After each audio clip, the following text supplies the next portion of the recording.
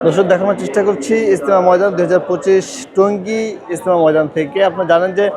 প্রতি বছর দুটি পর্বে ইজতেমা শুরু হলেও এবার কিন্তু সেই ইজতেমা এবার কিন্তু তিনটি পর্ব হবে এবং সেই তিন পর্বের প্রথম যে পর্বটি সেটি কিন্তু শুরু হয় আজ তাদের সেই আখিরি মোনাজাতের মাধ্যমে কিন্তু সেই পর্বটা শেষ হবে এবং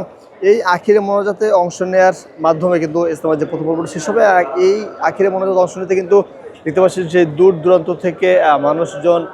এখনও ছুটে আসছেন। তারা কেউ গাড়িতে করে, পায়ে হেঁটে যেভাবে পারছেন টঙ্গীর যে বিশ্ব ইজতেমা ময়দান এখানে তারা ছুটে আসছেন এবং যে আখেরি মোনাজাত যে অংশ তারা আখেরি মোনাজাতে অংশ নেবেন সেই আখেরি মোনাজাতে অংশ নেওয়ার মাধ্যমে কিন্তু তৃতীয় পর্বের প্রথম পর্বটি কিন্তু আজকে শেষ হতে যাচ্ছে এই ইজতেমা ময়দান থেকে।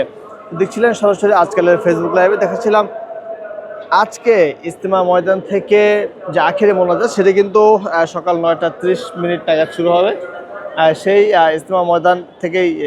সেই মোনাজাত থেকে আমরা সরাসরি দেখানোর চেষ্টা করছি আজকের এই টঙ্গী ইজতেমা ময়দানের যেই সাধারণ মুসল্লিদের বা ইসলাম প্রিয় মানুষদের যেই আগমন বা তাদের যে সরব, তাদের যে উপস্থিতি, এটাতেই জানান দেয় ইসলামের প্রতি মানুষের যেই আগ্রহ, আকর্ষণ, আকাঙ্ক্ষা যেগুলোই আছে সেগুলো কিন্তু এই ইজতেমা ময়দান থেকেই সেগুলো কিন্তু মানুষ বছরে একবার ইজতেমা ময়দানে তারা জড়ো হয় এবং আখিরি মোনাজাতের মাধ্যমে তারা আল্লাহর কাছে তারা ক্ষমা প্রার্থনা করে, মোনাজাত করে। দর্শক, রং বেরঙের বিভিন্ন তাঁবু টানানো অবস্থায় কিন্তু এই ইজতেমা ময়দানে দেখতে পাচ্ছেন এবং এই ইজতেমা ময়দানে কিন্তু দেশ বিদেশ থেকে, দেশের বিভিন্ন প্রান্ত থেকে এবং দেশের বাহির থেকেও কিন্তু লোকজন আসে টঙ্গী ইজতেমা ময়দানে। দর্শক, মাঠে জায়গা না পেয়ে কিন্তু ফ্লাইওভার সহ রাস্তাঘাট যেদিকে তাকায় সেদিকে কিন্তু মানুষজনের এরকম ভিড় লেগে আছে এবং রাস্তায় যে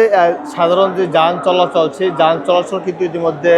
গতকাল রাত থেকে কিন্তু যেটা জানতে পেরেছি, গতকাল রাত থেকে কিন্তু সেই